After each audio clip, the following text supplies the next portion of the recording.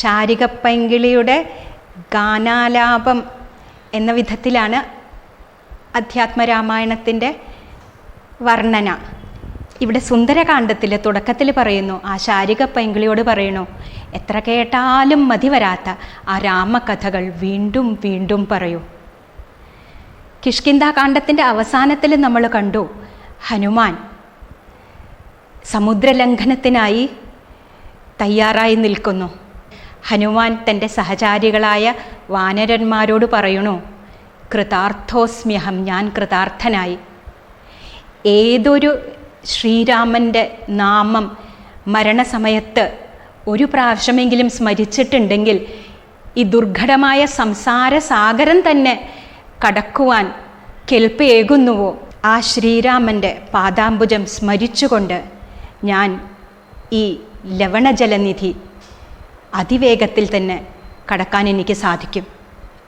കൂടാതെ അദ്ദേഹത്തിൻ്റെ അങ്കുലീയം ഒരു അനുഗ്രഹമായി എൻ്റെ കൂടെ തന്നെയുണ്ട്. അദ്ദേഹത്തിൻ്റെ അങ്കുലീയം ഒരു അനുഗ്രഹമായി എൻ്റെ കയ്യിലുണ്ട്. ഇനി എനിക്ക് സാധിക്കാത്തത് എന്താണ് എന്ന് ചോദിച്ച് തൻ്റെ ശരീരം അതിവിപുലമാക്കി കാലുകൾ കുറച്ചൊന്ന് വളച്ച് ദൃഷ്ടി മേൽപോട്ടാക്കി ലങ്കാ നഗരി സ്ഥിതി ചെയ്യുന്ന ആ ദക്ഷിണ ദിക്കിലേക്ക് നോക്കി ചാടുന്നു. അതാണ് ഇവിടെ പാരായണം ചെയ്യാൻ പോകുന്നത്.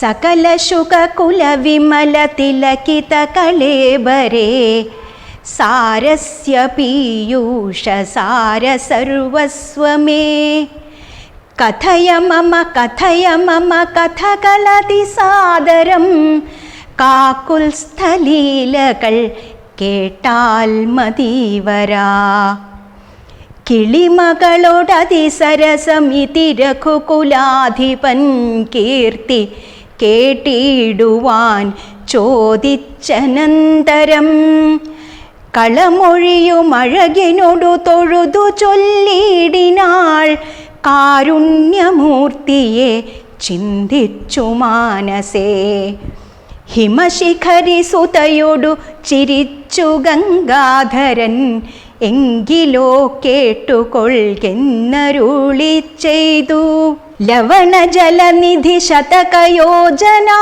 വിസ്തൃതം ലംഘിച്ചു ലങ്കയിൽ ചെല്ലുവാൻ മാരുതി മനുജ പരിവൃഢചരണ നളിനയുഗളം മുദാ മാനസേ ചിന്തിച്ചുറപ്പിച്ചു നിശ്ചലം കപിവരരോടമിതബല സഹിതമുര ചെയ്തിതു കണ്ടുകൊള്ളിൻ നിങ്ങളെങ്കിലെല്ലാവരും മമ ജനക സദൃശനഹമതി ചപലമംബരേ മാനേന പോകുന്നിതാശരേശാലയേ